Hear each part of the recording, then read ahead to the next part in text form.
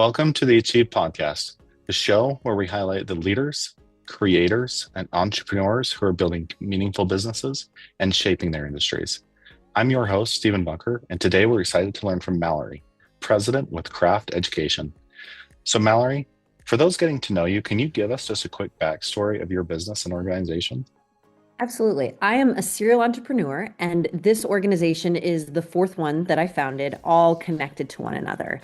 And I should say the second thing about the organizations I've started is they're all in the same space, which is social entrepreneurship in the form of earn and learn educational pathways.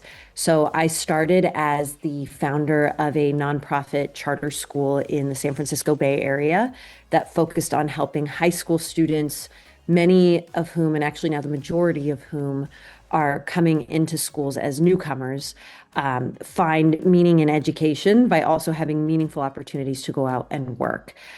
So that was the first organization. The second one is a nonprofit public university called Reach University that focuses on one thing and one thing only, and that is teaching apprenticeships. I guess they're actually now about to start a new degree in clinical counseling, but also still Okay. start schools. But the idea here is that someone can, again, be working, this time as a dedicated aide, a high dosage tutor, an after school support worker in a school system, and they can turn that job into an apprenticeship that confers college credits, get paid the whole time, and earn their college degree. Alongside that, I started another entity that is based out in the United Kingdom that focuses on the pedagogy and curriculum for creating these sorts of earn and learn pathways. But all three of those systems together created an awareness for me of how hard it was to bring together education and work, even when everyone wanted to do that, because Mhm. the underlying data systems were never meant to talk to each other, right? We have educational data systems, like your learning management system, your student information system. And then we have workforce systems like your HR information system, like your applicant tracking system. But we never have those two things. They were never built to talk to one another.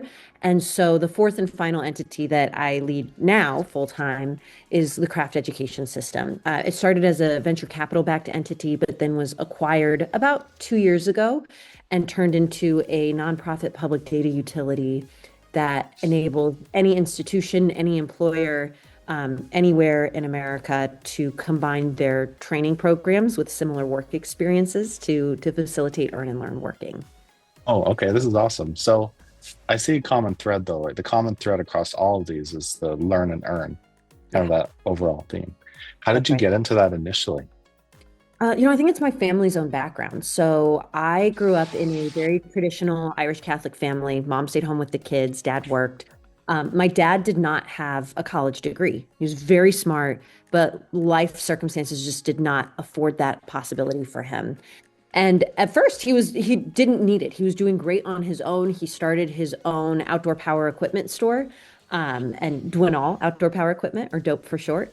And that was going really well for him. But then the Mississippi River floods of the early 90s destroyed our business, my family's business, destroyed our home. And so my dad found himself in a spot of having to provide for a wife and three young kids at a time when he, didn't have any assets, didn't have any resources, and his business was gone. And so he had to go take jobs working for people with far less experience than him, far less knowledge on the space than him, earning far less than he deserved and what he would need to provide for a family because all of his experience had come through on the job work and learning. But because that didn't confer a college degree, it didn't get credit in the ways that it deserved. And I saw the impact that had on him and on my family. And it just didn't seem right or fair to me. And Yeah. so that's been my origin story. Wow. Okay. And with your business currently, like what would you say is the core driver of growth for you right now? Is the employer appetite. We focus specifically on the care economy. So teachers, nurses, social workers, people in that space where there is a massive shortage of skilled professionals in that space.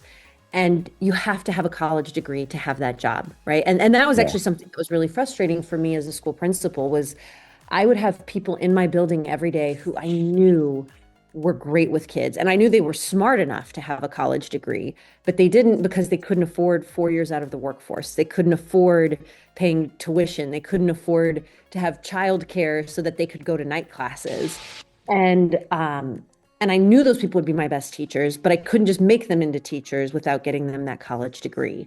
And so what we're seeing is this moment where professions that require a college degree are facing acute shortages, and they want people who have lived experiences similar to the students, to the patients, to the communities that they're serving. And they know that these individuals are working in their buildings every day, just not in those skilled positions. And Hmm. so the growth that we're seeing is coming from those employers saying, hey, I've got people already working in my building that I want to be my teacher, that I want to move from being my certified nursing assistant to being my actual registered nurse. I need your help getting them there. And that's where the growth is coming from. Okay, so those partnerships, that's powerful. That's right. So looking back for you personally, and we kind of covered this a little bit, but what have been the turning points, both negative and positive, that have changed how you think, or even just like your thought process about how to run an organization? Yeah, I believed that an education would take me to all of the places that my dad wasn't allowed to go. And so I went and got all of the degrees, right? After my bachelor's degree, I went and got my PhD. And then after that, I did my MBA. And I thought that that would teach me how to run a business, right? Because the Hmm. story that I grew up with was my dad wasn't allowed to do those things because he didn't have the education that was supposed to teach you how to manage a business.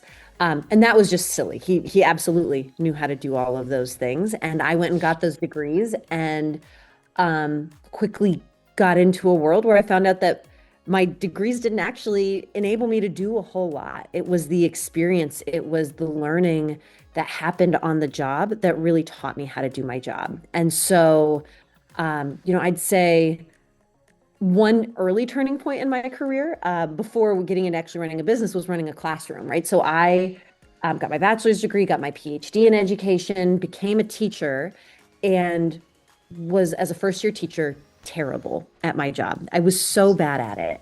And there was a woman in my building who was a dedicated sort of float aid support between classrooms who was always coming in and running my classroom for me. And she did not have a college degree. She'd gone to school in that same neighborhood. She was plenty smart to get a college degree, but again, that story, if she was a single mom, she couldn't afford to Hmm. go back to school. And watching the way in which I was suddenly living my dad's story, but with the shoe on the other foot. I had no idea what I was doing, even though I had all of the pieces of paper, I had all of the credentials. I had no idea what I was doing. And this other person was having to come in and teach me how to do it while getting paid a third the salary that I was getting paid. And so I think that was sort of that first jumping off moment of realizing that degrees aren't bad, but I think we definitely over index on what they teach you how to do. And we definitely under index on what real world experience counts for. And Yeah. that was my first experience in the working world. And every day since, going from being a teacher to being the operator of a school, the operator of a university, the operator of a data company, I have at every turn experienced that knowing how to run a business comes from running a business and usually from failing in that, not from sitting in classes. Yes, that's very true. Um, as you try and grow and expand, like what are the biggest bottlenecks or assumptions that keep getting in the way of just like, yeah, because I can imagine that you deal with some assumptions just in the marketplace around what you do. Yes. So it has been the same problem over and over again, which is this unearned elitism, in my opinion, in the higher ed world, that learning from the job could not possibly be as rigorous or as good as the learning they provide. Right. And so it started when I was starting the teacher training university. Um, I was a school principal where I was paying the salaries of these people. I was watching them work in my building every day, and I would send them to a community college or a four-year institution to get them that college degree. And what they were getting taught was not as good as what I was investing in teaching them every day because that university might be teaching them the theory of how you work with a high school student who is having a meltdown. Um, that is very different than actually being in front of a high school student who is having a meltdown and knowing what to do with them. Yeah. I think it was Mike Tyson who has the quote of everyone has a plan until they get punched in the face, right? Like Yeah. everything makes sense in theory until it's right there happening in real time, and it's way messier and way harder. And it eventually reached a point where it was easier to start my own university that honored the experience that these paraprofessionals and classroom aides were bringing in from their schools than to try to convince universities that that experience was worth being honored. And that's been the battle ever since, right? It's convincing other, now my job is not to advance one university, it's trying to convince colleges and universities across the country that they should offer these pathways, because I think that this should be a real pathway that anyone anywhere in America should be able to choose, right? If you want to go to a Yeah. traditional nursing school, great. But if that's not for you, it should be just as open and available that you go through a nursing apprenticeship. Same with social work, same with teaching, et cetera. And trying to convince these universities that the work that's happening in the real world is as valuable as what they're teaching in the classroom, and potentially even more valuable, is a very hard campaign that is a lot more about hearts and minds than it is about the actual facts and figures.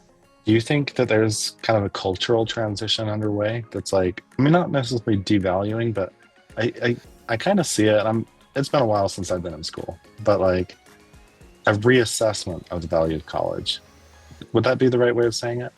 I think there is a reassessment. And, anytime I talk to business folks, the thing that I always bring it back to is ROI. That's a concept that we all know very well. And ROI has a numerator and it has a denominator.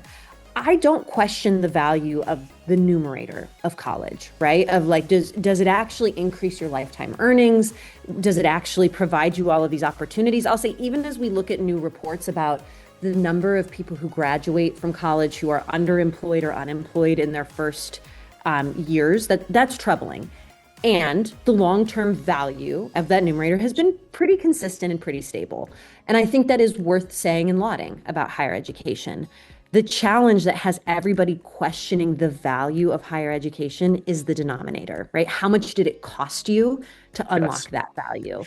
And people having to spend 4 years out of the workforce, right, which is opportunity cost, it is optionality. And then on top of that, you hear about students graduating with hundreds of thousands of dollars of debt with either no degree, or a degree that does not have market value, or a degree that, even if it has market value, like teaching, is an incredibly valuable role. It is not going to pay you enough to ever justify going $200,000 in debt to get it. And Oh, yeah. so I think there is a cultural moment, and I think it's merited, and I think it's warranted. And the conversation that I'm trying to have with institutions is, we need to focus on the denominator here. No one's questioning the numerator in the ROI. The problem is whether or not that is sufficient unto itself when you've got this runaway cost in your denominator. Okay. So when it comes to just like that outreach, how do you reach out to these schools and communicate this message? Yeah. It's usually through our employers, because of the moment that we're having, combined with a demographic shift where there are fewer and fewer young people, and of those young people, fewer and fewer are seriously considering college.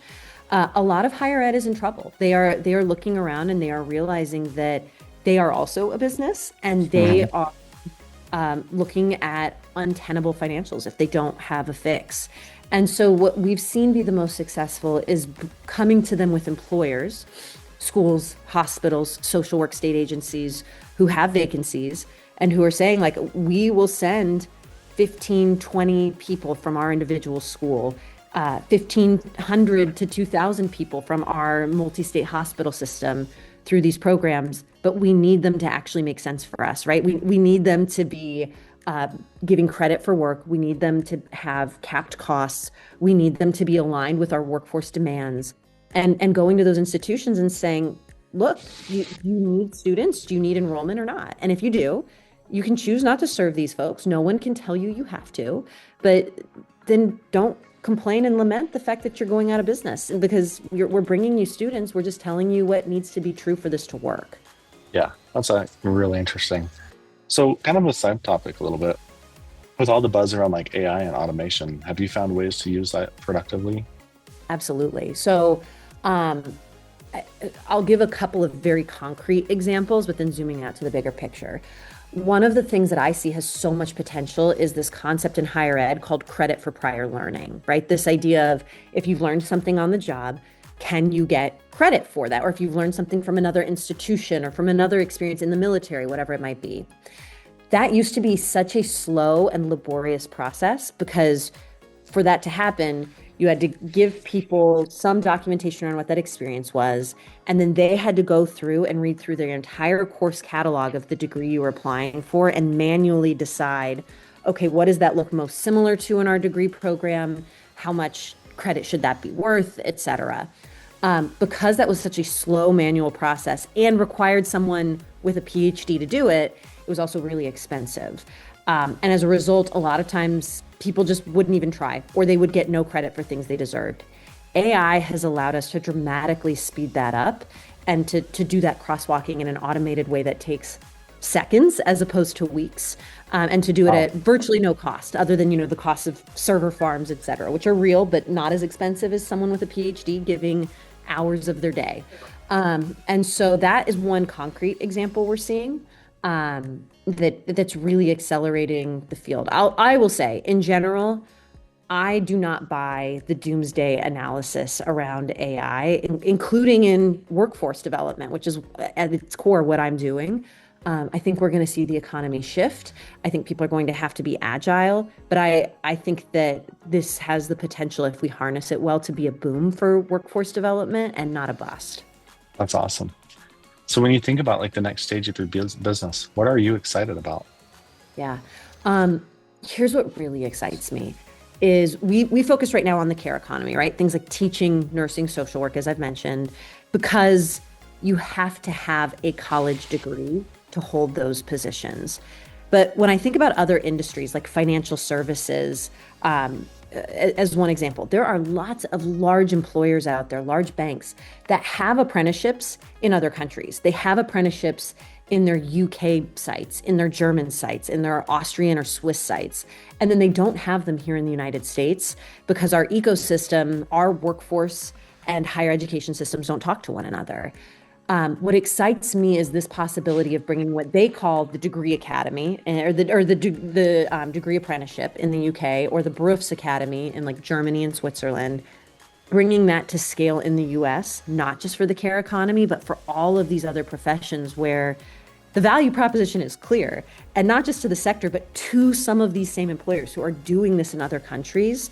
Can we get them to create those pathways across sectors in America? Because again, I think the talent is out there. People like my dad. My dad didn't want to be a teacher or a nurse or a social worker. He wanted to be a business owner. He wanted to be in finance. And if there were ways that he could have accessed what felt like an apprenticeship, but what conferred the knowledge and skills of our degree economy and our white collar economy, that would have changed his life. And that early signs of traction is what really excites me. That is awesome. I think there's like this, it seems like there's an inflection point at which there's a sufficient amount of colleges and institutions to get involved at which it becomes the norm. Do you That's think? right. And so it's really just a matter of like winning enough hearts and minds. I think that's right. And I think, there's a boogeyman out there for colleges and universities of accreditors, right? Oh, I want to do this, but my accreditor won't let me. And that's not true at all. We work with every single institutional accreditor out there. There's 6 big institutional accreditors. And then there's dozens and hundreds actually of these what are called programmatic accreditors who specialize in like accrediting nursing programs, accrediting teaching programs. Hmm. I've yet to meet an accreditor who isn't excited about the ideas of apprenticeships in their degree space, actually bringing more rigor to the field, right? There's a reason why people don't want to hire as a principal. I didn't want to hire a first year teacher, right? The hospitals don't want first year nurses because they know that gap between the theory of how something works versus actually going out and having the experience and doing it. And accreditors understand that we can make these programs, we're not diluting rigor. We can actually elevate rigor by having people do serious clinical experience from day one of their degree through these apprenticeship pathways. And I think the more we get those accreditors to accept and embrace these pathways as they already are, and then have individual institutions show what success looks like, I think that will create the conditions of life for other institutions that were previously fearful of this or at best indifferent to it to take a second look and really consider embracing these pathways. Awesome. What about just like your journey? When you look at like the wins and the mistakes that you've made, like what lessons have stood out to you? Oh my Lord. I mean, I've made so many mistakes, it's hard to count. And again, anytime I talk to any entrepreneur, it feels like the Babe Ruth analogy or the Michael Jordan analogy in sports, where like they'll talk about for every one home run they had like more strikeouts than just about anybody, but they were willing, and for every one shot they sunk, they had multiple like free throw, like easy layup misses. I have had so many mistakes that along this way. I'll say it's ironic to me, or maybe it's just like poetic, that my biggest mistakes have been around talent, right? You make mistakes around your finance and your budget. You fix them, right? It's usually it might be a big painful to do, but it's an item that you can check off a to-do list in the course of days or weeks of fixing that. Hiring the wrong people, not investing in training people well, not investing in promoting people well, and not being brave enough to let go of people who weren't the right fit sooner have been the mistakes that led us down a wrong path that really took time to turn around. And it was not a simple fix. It was undoing layers and layers over the course of the months and years to amend, that are the mistakes that have stuck the most with me is around talent. Oh yeah, I'd say every business owner I've ever worked with and met with, that's been a common denominator. Especially Yeah. the more successful they become, I think the Yeah. more talent becomes the core bottleneck. Well, and that has been the other hard learning for me, that I was really fortunate. Will the podcast have video? Because I'm about to make gestures with my Oh, you're hands. good. Yes, it will. Yeah. Okay. So someone was telling me that, and this was someone who was one of the earliest employees at Apple and went along to become, a senior leader under Steve Jobs, fabulously wealthy. And one of his first lessons that he taught me is he's like, when you first start an organization and it's down here, and the people that you can attract have talent that is up to that task. And then as you grow, your org grows like this, but their talent curve might only grow like this. Not everyone, but for some Yeah. people. Maybe they have the talent, but they're in a phase of life. And I don't say this disparagingly. I'm a mom with 2 young kids. They might not be willing to work 90 hours a week. They might not be willing to go travel all over the country. And so more to the point, your company goes like this, and what they can provide you is here. How do you deal with the fact that even if you get talent right today, 10 years from now, that talent might be the wrong talent for you, but it's talent that has been loyal to you, that has been honest, that has done right by you. Like these are hard questions that don't have good answers you never solve the talent problem. You just evolve what version of it you're dealing with when your company evolves over time. Oh yeah, I think especially depending on the stage you're at, because especially when you're early, I think you have to find ways to arbitrage the talent, because it's like you might not be able to go out there and hire somebody who's in their 30s or 40s who has a high degree of talent or expertise, because the market has already priced that in. And yet, if you want to recruit somebody who's brand new, the market might not have data to say this person's talented or not. And I think that having systems that enable you to hire people and train people who might not already be quote unquote indexed by the market is a That's way right. to arbitrage and find opportunities that are completely invisible to other companies. That is absolutely right. And again, when you're holding a hammer, everything looks like a nail. But I believe in, the power of apprenticeships, especially when they confer the credentials of value that, like, maybe it's a college degree, maybe it's certification of some kind, but something that person can take with them that signals, I know how to do something, right? Like in the age where college is so expensive, employers who are able to provide apprenticeship degrees on the job can go attract really hungry young people who have the ambition, who have the talent. Being able to offer apprenticeship MBAs, right? Apprenticeship degrees in the postgraduate space can attract that really hungry late 20 something who wants to go do this work, but maybe has a young family, maybe, doesn't want to go into debt, maybe just likes working and doesn't want to go spend another 2 years out of the workforce. I think the ability to like that, like, seeking alpha, finding those arbitrage opportunities, I think there's something structural there by offering people access to the experiences and then the credentials that they can take with them that signal and internalize those experiences wherever life takes them. This has been a really fun conversation, Mallory. Do you have any final thoughts or advice that you'd give other leaders who are on a similar journey as yourself? Yeah, I would say there's this quotation of people tend to overestimate what they can do in 1 year and underestimate what they can do in 10. And so I have found that to be very true. I will find myself perpetually frustrated by the places that I thought I was going to be a year ago. But then when I look back 10 years ago, I'm so much further ahead on any startup or that startup gaining market traction, that startup having a successful exit, whatever it is, than I would have ever imagined a decade ago. And so I think my advice would be setting your horizons with that 10 years in mind, right? Like making big, ambitious goals for yourself and then tracking those 1 year metrics, but really not beating yourself up over them and really indexing on what's happening on the course of, the decade time horizon. That's very valuable advice, Mallory. And I want to just say thank you so much for sharing your insights with us today. This has been a very enjoyable conversation. Absolutely. Stephen, thank you. And thank you to all the entrepreneurs listening in and business leaders listening in. It is, I would say, like putting a final word to it. My dad eventually went back into entrepreneurship and ran his own cabinet company with my mom. And he passed away about 10 years ago, and my mom still leads and runs that cabinet company as someone who was a stay-at-home mom, who was not someone who had, degrees and training in construction management or anything else. And she has, in the last 10 years, led that company to its most profitable, its most successful years. And so, and along the way has employed hundreds of people. So I am this big believer that business is really the backbone of how you make everyone's life better, and that anyone can do it, but everyone won't do it. It is really hard. It takes a lot of days of uncertainty, of crying in your car, not being sure what you're going to do to make it work. So to all the entrepreneurs out there who are doing some version of that, my hat is off to you, because it is what makes our country great. It is what gives people opportunities, but it is not easy. Thank you so much for that. That was amazing. And to learn more about craft education, visit crafteducation.com. And that wraps up today's episode of the Achieve podcast.